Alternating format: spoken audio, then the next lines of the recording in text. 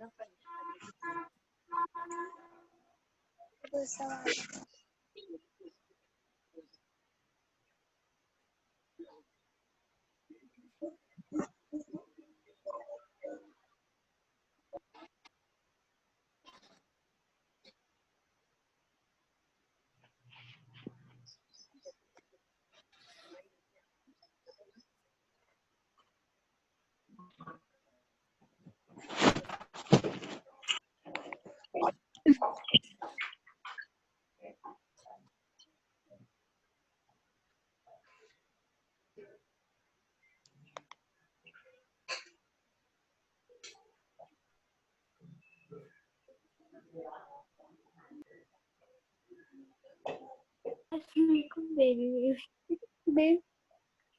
Baby करने की बहुत इच्छा हो रही कि उसने बोला बेबी चाहिए।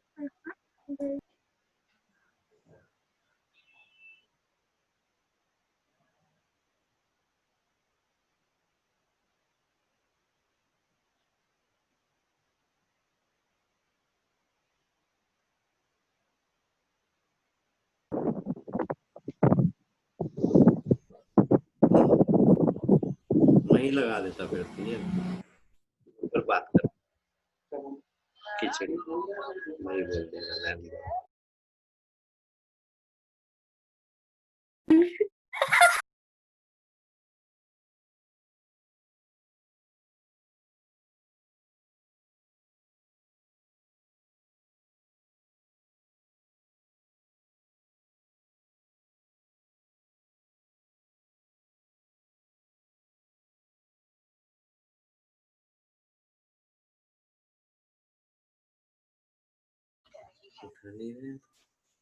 करते हैं कुछ। तो ऐसा कभी डिस्कनेक्ट होता है तो खुद से जोड़ लेना है ना। चलो अब क्या चीज हम यहाँ पे बोल रहे थे, ये एनसीईआरटी वाला ना ऐसे क्वेश्चन नहीं पूछता है। वो क्या पूछ रहा है कि हमारे समाज में लड़कियों के जन्म के लिए महिलाओं को उत्तरदायी माना जाता है, क्या ये सही है या गलत है, इस चीज को समझाओ। ठीक है, या कौन उत्तरदायी है इसका रीजन बताओ, प्रूफ करके बताओ। क्या चीज हो रही है यहाँ पे, यही चीज लिंग निर्धारण की भी है कि क्या हो रहा है यहाँ पे फीमेल के अंदर में से क्या बन रहा है, यहाँ पे दो युग्मक बन रहे हैं ना। मतलब एक जो जर्मिनल सेल थी उसमें क्या चीज हुआ था, यहाँ पे दो गुणसूत्र थे है ना, जो 23 में था, यहाँ पे एक्स एक्स थे। तो अब क्या हो गया जब उसमें यहाँ पे एक सर आवाज नहीं आ रही, जोर से बोलिए ना।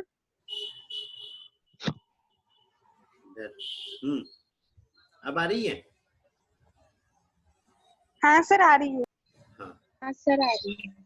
ठीक है, तो क्या चीज हो रही है यहाँ पे कि फीमेल के अंदर में एक बन रहा है ना, अर्धसूत्री विभाजन हुआ तो क्या हुआ, एक एग के अंदर में एक यहाँ पे सेक्स क्रोमोसोम गया, दूसरे के अंदर में दूसरा गया। सेम चीज क्या हो गई यहाँ पे मेल के अंदर में भी गई है ना। तो एक गैमेट कहाँ से आया, इधर एक आया यहाँ पे मेल फीमेल से, और एक एक्स आ गया यहाँ पे तो मेल से। तो क्या चीज होगी, ये यहाँ पे फिर से क्या बन गई, एक गर्ल्स बेबी बन गई। ठीक है, दूसरा क्या हुआ, यहाँ से ये आया और एक वाई क्रोमोसोम कहाँ पे आया, ये आया, तो ये क्या बन गया यहाँ पे मेल बन गया। ठीक है, लेकिन ये मेल कब बना, जब वाई क्रोमोसोम यहाँ पे आया तो। ठीक है, अगले समय भी क्या हुआ, सेम एक साइड से दोनों साइड से एक्स एक्स आ गया तो फीमेल बन गई, लेकिन मेल से यहाँ पर वाई क्रोमोसोम आया तो क्या बन गया, ये यहाँ पे मेल बन गया। ठीक है, परसेंटेज क्या होता है, 50-50 परसेंटेज चांसेस होते हैं मेल और फीमेल होने के, लेकिन जो फीमेल बन रहा है वो कहाँ पर बन रहा है, वाई क्रोमोसोम जहाँ पे जा रहा है वहीं पे बन रहा है ना। तो अब क्या हो रहा है, मतलब यहाँ पर ये हो रहा है कि भाई जो लड़के के जन्म के लिए जो उत्तरदायी होता है वो क्या होता है, वाई क्रोमोसोम होता है। तो इसमें यहाँ पे एक्सप्लेनेशन में ये चीज बताना है कि भाई शुक्राणु बन रहा है, अंडाणु बन रहा है, दोनों के अंदरों में क्या होते हैं, यहाँ पर अलग अलग गुणसूत्र जाते हैं। अब जहां पर वाई क्रोमोसोम चले जाता है, या जो एग के साथ में वाई क्रोमोसोम वाला स्पर्म यहाँ पे फर्टिलाइज हो रहा है वो क्या बन जाता है, मेल बन जाता है। ठीक है, यहाँ पर एक और चीज आ रही है समयुग्मकी और विषमयुग्मकी वर्ड। समयुग्मकी का मतलब ये हो रहा है कि ये फीमेल, समयुग्मकी है मतलब दोनों के दोनों जो गैमेट बने हैं इसमें समान बने हैं। ठीक है, हेटेरोजाइगस मतलब क्या हो रहा है यहाँ पे, विषम युग्म की, और इसमें क्या है, दोनों के दोनों यहाँ पे जो गैमेट हो रहे हैं अलग अलग है ना। मैं देखा और बेटा माइक को म्यूट माइक रखो। देख ठीक है, ठीक है। अगली चीज, ये क्लियर है? इसमें कोई दिक्कत है? इसमें किसी को दिक्कत है? No sir. No no sir. Sir. ठीक है, ठीक है। अब अगली चीज आ रही है यहाँ पे, ये नोट्स है ना, इनको तो अच्छे से याद रखना है। वृषण जालक जो रेट ऑफ टेस्टिस था, अगर वो बंद हो जा रहा है तो यहाँ पर क्या हो जाता है, हर्निया हो जाता है। और जो ये जो हर्निया होता है जिसमें टेस्टिस का आकार यहाँ पे बड़ा हो जाता है, तो वो क्या कहलाता है यहाँ पे, इंग्वाइनल हर्निया। ठीक है, इंग्वाइनल हर्निया। ठीक है, ऐसे ही क्या होता है, पेट के अंदर भी अगर फ्लूइड जमा होने लग जाता है इंटेस्टाइन के बाहर साइड में, तो वो क्या कहलाता है यहाँ पर, डाइजेस्टिव हर्निया। ठीक है, या गैस्ट्रिक हर्निया। ठीक है, ऐसे ही अगर रीनल कैविटी में, किडनी वगैरह में किसी ट्यूब के ब्लॉक वगैरह होने के कारण, या कोई वेसल्स ब्लॉक होने के कारण अगर वहां पे फ्लूइड अगर जमा हो जा रहा है, तो किडनी कहाँ पे प्रेजेंट रहती है, पेरिटोनियम कैविटी में, तो पेरिटोनियल हर्निया। ठीक है, जिस भी जगह पे फ्लूइड जमा हो जा रहा है वो वाला क्या कहलाने लग जाता है, उस पार्ट को जोड़ दो हर्निया के साथ। ठीक है, ठीक। अगली चीज, ये गर्भाशय को निकालना। ठीक है, मतलब गर्भाशय को निकालना क्या कहलाता है, हिस्टेरेक्टोमी। फिर बताया था जहां पर भी, ये मार्जिन के ऊपर लिख लो बेटा, टॉमी वर्ड जहां पर भी आया, मतलब समझ जाना कि वहां के टिश्यू को हम सर्जरी के थ्रू क्या कर रहे हैं, बॉडी से निकाल रहे हैं। हिस्टेरा, यूट्रस को क्या बोलते हैं, हिस्टेरा भी बोलते हैं, लैटिन भाषा में क्या बोलते हैं, हिस्टेरा। तो क्या चीज हुई, हिस्टेरेक्टोमी, मतलब यहाँ पर क्या हो गया, यूट्रस को हमने बॉडी से रिमूव किया, लेकिन कैसे, सर्जरी के थ्रू। ठीक है, ठीक। अगली चीज आती है यहाँ पे मैमोप्लास्टी। मैमो है ना, तो मैमोप्लास्टी का मतलब ये हो रहा है कि हम सर्जरी के थ्रू जो ब्रेस्ट है उसका जो साइज वगैरह है, उसका जो आकार है, उसको हम घटा या बढ़ा सकते हैं। ठीक है, ये मैमोप्लास्टी। ठीक है, ठीक है। अगला है, अंडाणु में अर्धसूत्री विभाजन के बाद निषेचन होता है। अर्धसूत्री विभाजन के बाद निषेचन होता है ना। मतलब क्या हो रहा था, वो जब हमने बताया था वो सेकेंडरी oocyte है, वो सेकेंडरी oocyte है, और वो सेकेंडरी oocyte के कहाँ पे था, मेटाफेज अवस्था में था, और उसमें एंटी मेटाफेजियल एंजाइम्स रहते हैं जो उसको मेटाफेज अवस्था में रोक के रखते हैं। जैसे स्पर्म से कनेक्ट होता है तब क्या हो जाता है, उसमें अर्धसूत्री विभाजन हो रहा है, और उसके बाद में फिर क्या हो रहा है, निषेचन हो जा रहा है। ठीक है, ठीक है। अगला पॉइंट याद रखना है, ऋतुस्राव में अंडोत्सर्जन LH हार्मोन प्रेरित करता है। मतलब जो अंडोत्सर्जन हो रहा था, ओवुलेशन हो रहा था मेंस्ट्रुअल साइकिल में, वो किसके कारण हो रहा था, LH हार्मोन के कारण। ठीक है, फिर गर्भावस्थाओं का क्रम, मतलब क्रम जमाना है कि कैसे। तो सबसे पहले क्या आ रहा है, निषेचन से प्रारंभ होता है, मतलब पहले फर्टिलाइजेशन होता है, फिर इम्प्लांटेशन होता है, फिर एम्ब्रियोनिक डेवलपमेंट होता है, फिर यहाँ पे यूट्रस यूट्राइन डेवलपमेंट होता है, यूट्रस मतलब यूट्रस में आके बेबी की ग्रोथ होती है, और लास्ट में क्या आ जाता है, यहाँ पे प्रसव, लेबर। ठीक है, तो ये जो सीक्वेंस दिया है, ये सीक्वेंस भी याद रखना है। ठीक है, ठीक है। फिर यहाँ पे अलग अलग जीवों का यहाँ पे गर्भावस्था दी हुई है कि कितने टाइम तक रहती है। तो चूहे की याद रख लेना है, सबसे छोटी गर्भावस्था चूहे की होती है मैमल्स में।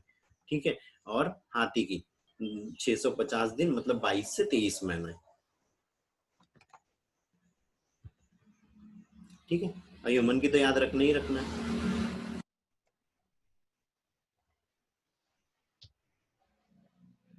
ठीक है, यहाँ पे और भी ये दिए हुए हैं, जितने याद रख सको उतना अच्छा है। ठीक है, फिर यहाँ पे ये वाला डायग्राम, ये जो हम अभी यहाँ लैक्टेशन पढ़ा था कि कैसे हार्मोन वगैरह यहाँ पे एक दूसरे को प्रेरित कर रहे हैं, है ना। तो उसके लिए ऑक्सीटोसिन यहाँ ब्रेस्ट को कर रहा है, फिर यहाँ पे प्रोलैक्टिन कर रहा है, तो ये ब्रेस्ट क्या कर दे रहा है, मिल्क प्रोडक्शन करके उसका सिक्रेशन कर दे रहा है ना। और ये जो बेबी जो सक कर रहा है, अब यहाँ पर क्या होता है, ब्रेस्ट के ऊपर एरियोला पड़ा था, इसके अंदर में क्या रहती है, नर्व सेल्स रहती है, जो रिसेप्टर्स रहते हैं, वो उसके कारण हाइपोथैलेमस क्या होता है, सक्रिय हो जाता है, और वो फ्यूज ग्लैंड को यहाँ पे सक्रिय कर देता है प्रोलैक्टिन और ऑक्सीटोसिन के सिक्रेशन के लिए। फिर ये सिजेरियन और नॉर्मल डिलीवरी में बता दिया। नॉर्मल डिलीवरी क्या हो रही थी, नॉर्मल डायलेटेशन जब हो जा रहा था तब बाहर आ जाता था, सिजेरियन में हम कट लगा के बेबी को बाहर निकाल ले रहे थे। ठीक है, फिर यहाँ पे ये मेंस्ट्रुअल साइकिल्स में बताया था, 1 से लेके यहाँ पे 11 डे तक क्या रहता है, सेफ पीरियड रहता है। उसके बाद में यहाँ पे 11 से लेके 16 17 तक क्या रहता है, फर्टाइल टाइम रहता है, मतलब इस टाइम में फर्टिलाइजेशन हो सकता है, प्रेगनेंसी कंसीव हो सकती है। उसके बाद में 17 से लेकर 28वें दिन तक फिर से नॉन फर्टाइल रीजन आ जाता है, मतलब इस टाइम में फिर से प्रेगनेंसी कंसीव यहाँ पे नहीं होगी।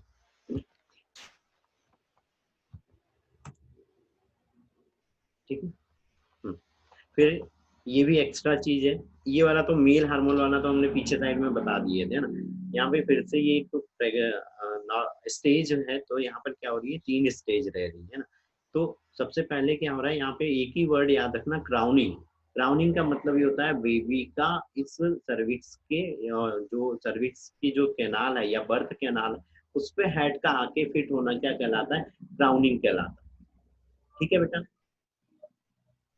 इतना ठीक है। Yes sir. Yes sir. Yes sir. Yes sir. ठीक है, ठीक है, एक बार फिर से रिपीट कर रहा हूँ, जो टेलीग्राम पे जो हमने वोटिंग वाला डाला हुआ है उसमें सारे लोग वोटिंग करेंगे, और जो स्टेटस पे डालने के लिए बोला हूँ बेटा, 1-2 दिन के लिए वो पिक थोड़ी सी स्टेटस पे डाल दो, है ना। ठीक है, ठीक है। अगली चीज यहाँ पे शुक्राणु का पथ याद रखना है। ठीक है, अब डिपेंड करता है कि वो कहाँ तक का बोल रहा है। वो बोल रहा है कि शुक्राणु का बाहर निकलते तक का भर बताना है मेल के शरीर से। तो क्या हो रहा है यहाँ पे, सबसे पहले क्या है, सेमिनिफेरस ट्यूब्यूल है, फिर रेट ऑफ टेस्टिस है, फिर एपिडिडाइमिस है, फिर वॉस डिफरेंस है, फिर सेमिनल वेसिकल है, इजिकुलेटरी डक्ट है, यूरिनरी यूरेथ्रा है, और यहाँ पर पेनिस है। ठीक है, तो ये इसका सीक्वेंस चलता है, तो ये सीक्वेंस बहुत अच्छे से याद रख लेना। वो सर ऑब्जेक्टिव इंग्लिश में फिर से बोलिए इसको। Seminiferous tubule, rete of testis, epididymis, vas deferens, seminal vesicle, ejaculatory duct, urethra, penis. ठीक है, तो इसका सीक्वेंस, अब ऑब्जेक्टिव में क्या करना है, वो किसी एक नाम को गायब कर देगा, 1-2 नामों को, और लिख देगा ए पे क्या है, बी पे क्या है, और लास्ट में सी डी पे क्या है। तो ऐसे करके वो ऑब्जेक्टिव पूछ लेगा। ठीक है, ठीक है। अगली चीज आते हैं, शुक्राणु कायांतरण से पहले अचल होते हैं। ये हमने बहुत पहले बताया था जब हम स्पर्मेटोजेनेसिस पढ़ रहे थे, अचल होते हैं। ठीक है, लेकिन जब कायांतरण हो जाता है तो वो क्या कहलाते हैं, स्पर्मेटोजेवा, उनमें पूंछ बन जाती है और वो चल हो जाती है। ठीक है, फिर आतर्व चक्र में ऋतुस्राव। ठीक है, मतलब मेंस्ट्रुअल साइकिल में जो मेंसेस होते हैं वो कितने होते हैं, 3 दिन से 5 दिन का होता है। ठीक है, मतलब ब्लीडिंग टाइम क्या होता है, 3 से 5 दिन तक का एवरेज टाइम। ठीक है, अगला है यहाँ पे लगभग 50 वर्ष की आयु में स्त्रियों के ऋतुस्राव आना बंद हो जाते हैं। जब ये आना बंद हो जाते हैं तो ये अवस्था क्या कहलाती है, यहाँ पे मोनोपास कहलाते हैं। हिंदी में रोजा निवृत्ति या निवृत्ति, ऐसा कुछ। ठीक है, मोनोपास।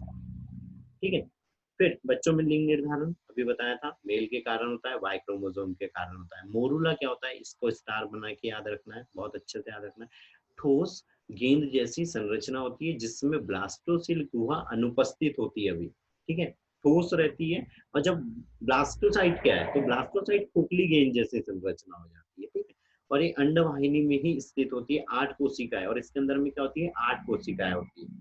ठीक है, ठीक है। ब्लास्टुला क्या होती है, अब ये होगी यहाँ पे गेंद जैसी लेकिन खोखली संरचना, कौन, ब्लास्टुला, और इसमें क्या है, ब्लास्टोसिल कैविटी है, और यहीं पर क्या रहती है, ट्रोपोब्लास्ट सेल रहती है, इनर सेल मास रहती है, और आउटर सेल मास रहती है। और ये कहाँ पर बनती है, यूट्रस में, जब वो एम्ब्रियो गिर जाता है प्लांटेशन के लिए, फैलोपियन ट्यूब से जब वो गिर जाता है तब बनती है। ठीक है, फिर ये प्रेगनेंसी को ही क्या बोलते हैं, संगर्भता। ठीक है, फिर प्लेसेंटा से अभी बताया था, एचसीजी हार्मोन स्त्रावित होता है। ठीक है, जो progesterone, oestrogen, relaxin, lactin antibody का स्त्राव करता है साथ में, है ना। लेकिन मेन कौन था यहाँ पे, ये HCG, human chorionic gonadotropic hormone. ठीक है, फिर एस्ट्रोजन, प्रोलैक्टिन, ये सब उपापची। अब उपापची क्रिया क्या होती है, जो हमारे शरीर में जो मेटाबॉलिज्म क्रियाएं चल रही है, जितनी भी प्रकार की जो भी क्रियाएं होती है, ये सब क्या कहलाती है, मेटाबॉलिक रिएक्शन कहलाती है ना, उपापची क्रियाएं कहलाती है। ठीक है बेटा, ठीक है।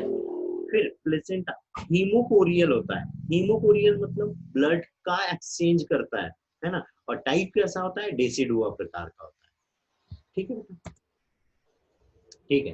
इनर, अगला इनर सेल मास की कोशिकाएं अलग हो जाती है, और ये कोशिकाओं में यह क्षमता होती है कि ये अभी वो हमने स्टेम सेल बताई थी, तो इनर सेल में जब वो कोशिकाएं साथ में रह रही थी, वो जोना पेलुसिडा के अंदर थी, लेकिन गलती से कोई कोशिका बाहर आ गई, अलग हो गई है, तो वो भी क्या होंगी, लगातार विभाजित होते रहेंगे, डिवाइडेशन उसमें चलते रहेगा, और उसमें हर एक कैरेक्टर किसके जैसे होना है, जैसे जो एम्ब्रियो है या जो बेबी है उसी के जैसे कैरेक्टर उसके अंदर में प्रेजेंट होना है, हर चीज उसकी सेम होना है। तो वो सेल क्या कहलाती है यहाँ पर, स्टेम सेल कहलाती है। ठीक है, ठीक है। फिर एक्स्ट्रा जो मेम्ब्रेन रहती है, जो अवशेषी संरचना जो रहती है, जो बाद में गायब हो जाती है, तो वो क्या होती है, एक सेकेंड बेटा, नीतू,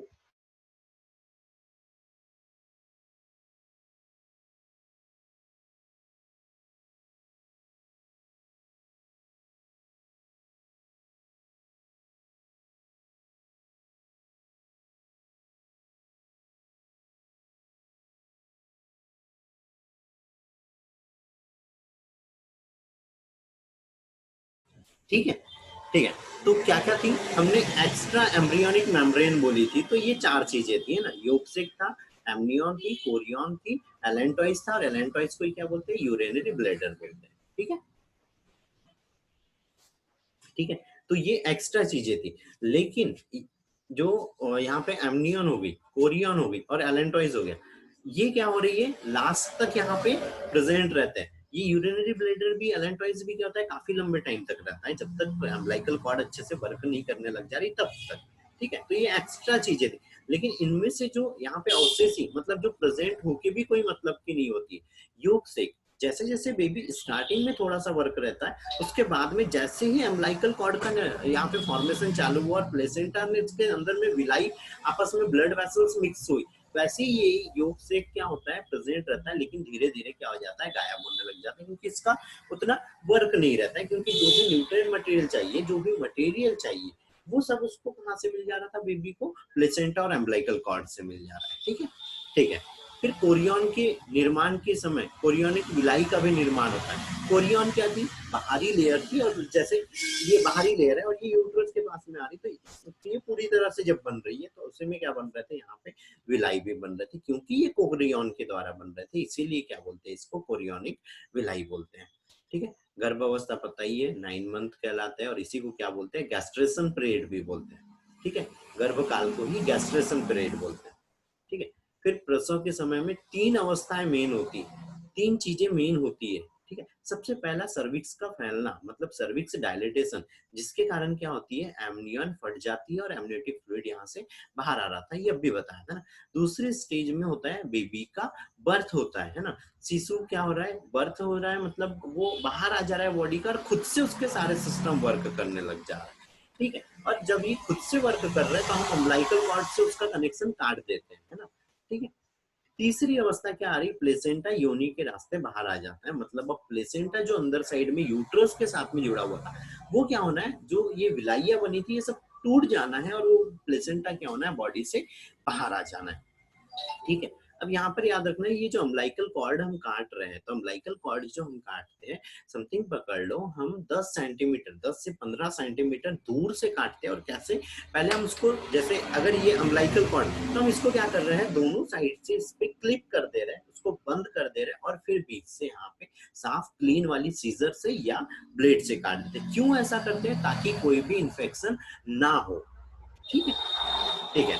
अगला, ऑक्सीटोसिन को ही बर्थ हार्मोन भी बोलते हैं। क्यों बोल रहे थे इसको, हमने पहले बताया था क्यों बोल रहे थे, क्योंकि ये गर्भाशय यूट्रस के अंदर में कॉन्ट्रैक्शन उत्पन्न कर रहा है। अगर ये कॉन्ट्रैक्शन नहीं उत्पन्न करेगा तो बेबी बाहर आना ही नहीं है। जब किसी को नॉर्मली अगर ऑक्सीटोसिन सिक्रेट नहीं होता है और कॉन्ट्रैक्शन नहीं होता है, मतलब लेबर पेन नहीं आता है, तो ऑक्सीटोसिन का इंजेक्शन लगाते हैं ताकि यूट्रस के अंदर में कॉन्ट्रैक्शन हो सके। और रिलैक्सिन नामक हार्मोन भी लगाते हैं, इंजेक्शन लगाते हैं। रिलैक्सिन का क्यों लगाते हैं, ताकि सर्विक्स और वेजाइना क्या हो सके, डायलेट हो सके। ठीक है, ठीक है। उसके बाद में प्रेगनेंसी के दौरान जो केयर दी जाती है, मदर को जो केयर दी जाती है, वो क्या कहलाती है, यहाँ पे एंटीनेटल केयर कहलाती है। या हॉस्पिटल में जाओ तो लिखा रहता है एंटीनेटल वार्ड। ठीक है, एंटीनेटल वार्ड, एंटीनेटल वार्ड मतलब जो हम उसके अभी बेबी का बर्थ नहीं हुआ, उसके पहले जो उसकी केयर कर रहा है, तो वो कहाँ पे रहती है, एंटीनेटल में रहती है। ठीक है, फिर आता है यहाँ पे पोस्ट नेटल, पीएनसी जिसको बोलते हैं, है ना। पोस्ट नेटल मतलब अब क्या हो गया, बेबी का बर्थ हो गया है, फिर जिस वार्ड में रखते हैं वो क्या कहलाता है यहाँ पे, पोस्ट नेटल वार्ड। और जो केयर दी जाती है वो केयर क्या कहलाती है यहाँ पे, पोस्ट नेटल केयर कहलाती है ना। एक सेकंड बेटा,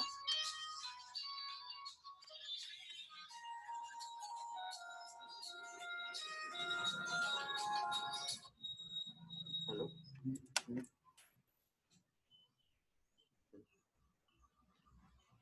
ठीक, अगली चीज, तो इतना क्लियर है बेटा, यहाँ तक कुछ डाउट है?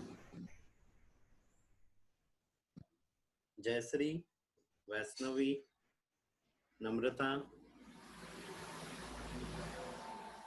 दीक्षा, बोलो बेटा, यहाँ तक कोई डाउट है किसी को? माही, पायल,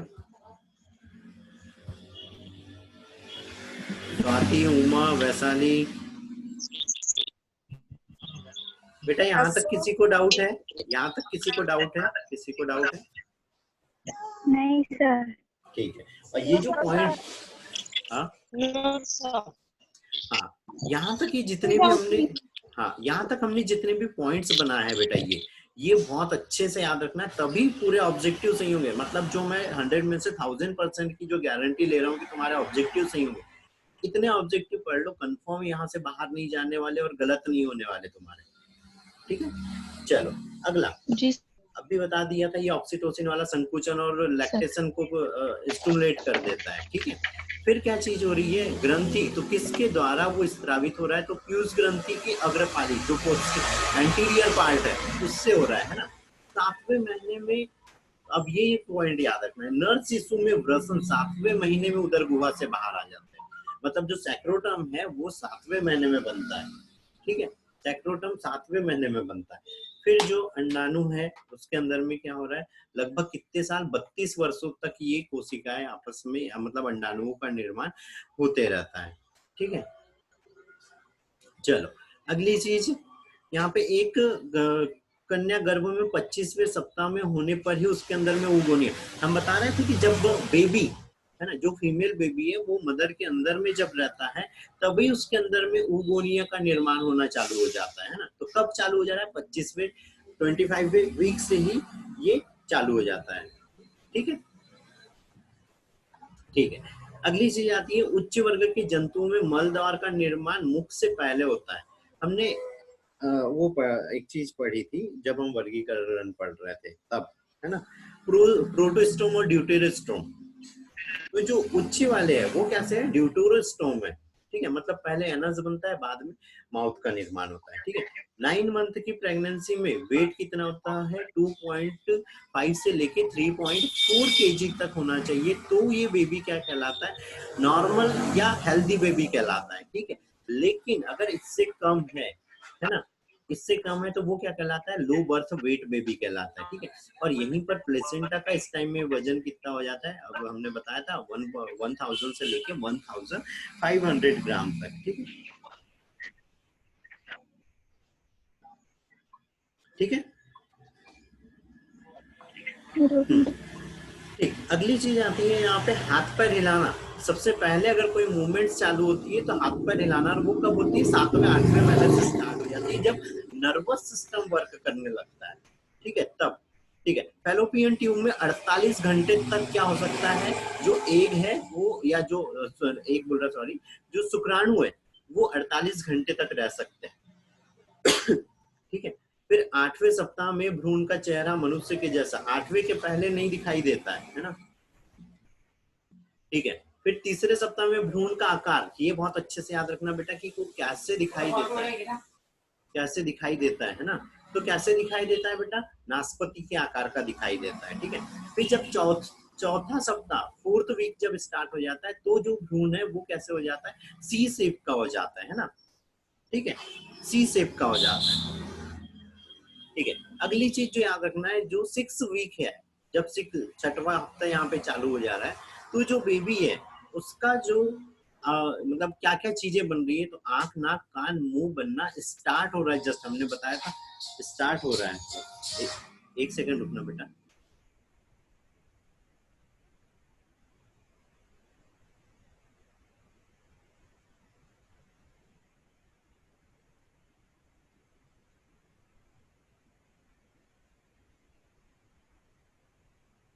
ठीक है। फिर यहाँ पे आता है ये हाइमन, है ना, हाइमन, या इसको क्या बोलते हैं, ये अनिच छत्र, वो हिंदी नहीं समझ आ रहा, मतलब मेरे से बोलते नहीं बनेगा। हाइमन, तो हाइमन क्या रहता है, जो फीमेल रहती है उसकी वेजाइना के ऊपर में एक मेम्ब्रेन रहती है, जो किसी भी फिजिकल एक्टिविटीज के कारण में भी डैमेज हो जाती है, तो या जो एक जो क्या बोलना चाहिए, योनि की जो वेजाइना की जो ओपनिंग है, ओस है, वेजाइनल ओस है, उसको कवर करके रखती है। ठीक है, तो ये किसी भी फिजिकल एक्टिविटीज से डिस्टर्ब हो जाती है, या जो वो हाइमन है वो टूट जाती है ना। ठीक है, ठीक है। अगली चीज इंसीमिनेशन बताया था। इंसीमिनेशन का मतलब और स्पर्मिएशन का मतलब दोनों वर्ड लगभग लगभग सेम है, लेकिन ये स्पर्मिएशन मतलब जो क्या थी यहाँ पे, सेमिनिफेरस ट्यूब्यूल थी, उनसे शुक्राणु का बाहर आना, और इंसीमिनेशन मतलब फीमेल रिप्रोडक्टिव ऑर्गन वेजाइना के अंदर में सीमन का पहुंचना, क्या कहला रहा है, इंसीमिनेशन कहलाता है। ठीक है, ठीक है। फिर मानव में जो इम्प्लांटेशन हो रहा है वो किस अवस्था में होता है, तो ब्लास्टुला अवस्था में होता है, कोरक कुटिक अवस्था में। ये इसका हिंदी याद रखने के लिए बोला था बेटा, ये कोरक कुटी अवस्था में होता है। ठीक है, ठीक है। फिर शुक्राणुजन जो यहाँ पे सेमिनिफेरस ट्यूब्यूल है उसके अंदर में क्या रहती है, यहाँ पे मतलब जो क्या बोलना चाहिए, स्पर्मेटोगोनिया रहती है ना, स्पर्मेटोगोनिया, और क्या होती है, सार्टोली सेल का निर्माण होता है, सार्टोली सेल का। ठीक है, कहाँ पे, सेमिनिफेरस ट्यूब्यूल में। ठीक है, उसके बाद शुक्राणु ये क्या यार, सेमिनिफेरस ट्यूब्यूल में जो व्रसन हो रहा है, व्रसन जालक पीछे की ओर रहता है, और यहीं पर क्या होता है, शुक्राणु का परिपक्वन चालू हो जाता है। ठीक है, फिर बताया था वॉस डिफरेंस और जो सेमिनल वेसिकल डक्ट है, ये दोनों मिलके क्या बनाती है, इजेकुलेटरी डक्ट बनाती है। ठीक है, फिर सीमन में फ्रक्टोज ऊर्जा का स्रोत होता है, और इसका निर्माण कहाँ पे होता है, शुक्राशय में या सेमिनल वेसिकल के अंदर में। फिर इसके तीनों पार्ट याद रखना है फेलोपियन ट्यूब के, है ना, इनफंडिबुलम, एम्पुला और स्टाइमस। ये बेटा यहाँ पे इसके हिंदी नाम भी लिखे हुए हैं, हिंदी नाम भी पढ़ लेना। ठीक है, ठीक है। फिर क्या हो रही, जनन नाल, बर्थ कैनाल, हमने बताया था बर्थ कैनाल किसके द्वारा बनी होती है, ग्रीवा और योनि, मतलब सर्विक्स और वेजाइना की। एक बार और कैनाल।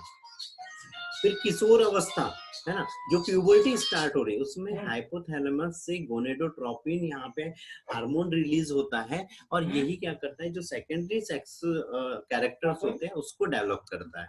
ठीक है, फिर है मनुष्य में निषेचन, एम्पुला में होता है। ठीक है, एम्पुला स्थाइमस जो जंक्शन रहता है उसमें होता है, और मेन अगर देखा जाए तो कहाँ पर हो जाता है, एम्पुला में हो जाता है। फिर मनुष्य में 8 से 16 वाला कोरक खंड वाला भ्रूण क्या कहलाता है, तो मोरुला कहलाता है।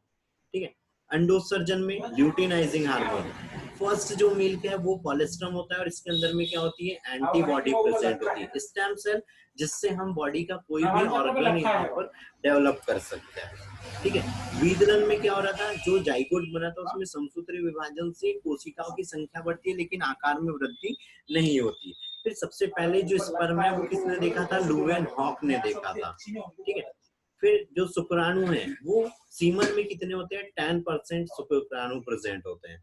ठीक है, फिर वॉन बियर ने अंडाणु की खोज की थी, और रिचर्ड ओवरन ने यहाँ पे पार्थिनोजेनेसिस शब्द का वर्ड यूज किया था। पार्थिनोजेनेसिस अनिषेक जनन, बिना निषेचन के एम्ब्रियो का डेवलपमेंट होना क्या कहलाता है, पार्थिनोजेनेसिस कहलाता है। हाइपर मेटास्टेटिस, ये मेटास्टेटिस वर्ड बेटा अब ये मार्जिन के ऊपर लिख लो, मेटास्टेटिस का मतलब होता है कि सेल के नंबर में बहुत ज्यादा इंक्रीज होना, सेल नंबर बहुत ज्यादा इंक्रीज होना।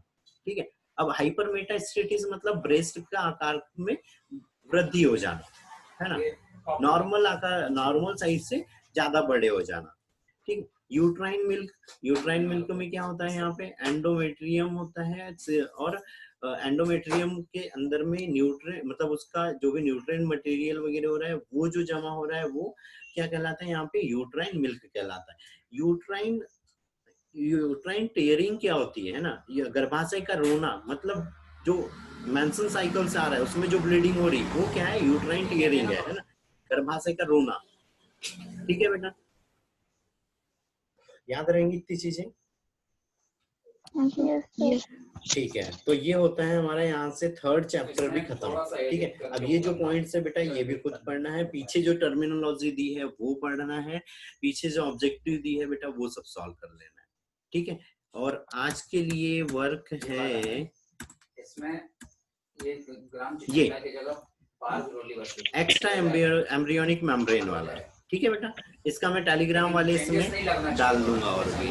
ठीक है, एक और डायग्राम है वो भी डाल दूंगा, तो वो भी बना सकते हैं। ठीक है, ठीक है। दूसरी चीज वोटिंग करेंगे सब लोग, रिस्पॉन्स करेंगे, ऐसे कोई मैसेजेस वो होते हैं बेटा तो उनका रिस्पॉन्स करना है। ठीक है, दूसरी चीज टाइम का बहुत ध्यान रखो, सुबह 6 बजे तक, सुबह 6 बजे तक जो भी वर्क मिलता है बेटा सुबह 6 बजे तक आ जाना चाहिए। ठीक है, इतना टाइम काफी होता है बेटा, सीधे सीधे 22 घंटे दे रहा हूँ बहुत होता है, पर इतना ज्यादा वर्क तो हम दे नहीं रहे ना, तो ये नॉर्मल है बेटा। आपके के पास तो आया था, पिछली बार आया था ना, तो आपके पास चलो ठीक है, फिर से कनेक्ट करना 11th वाले पोर्शन के लिए। ठीक है, 11th वाले पोर्शन के लिए फिर से कनेक्ट करो बेटा।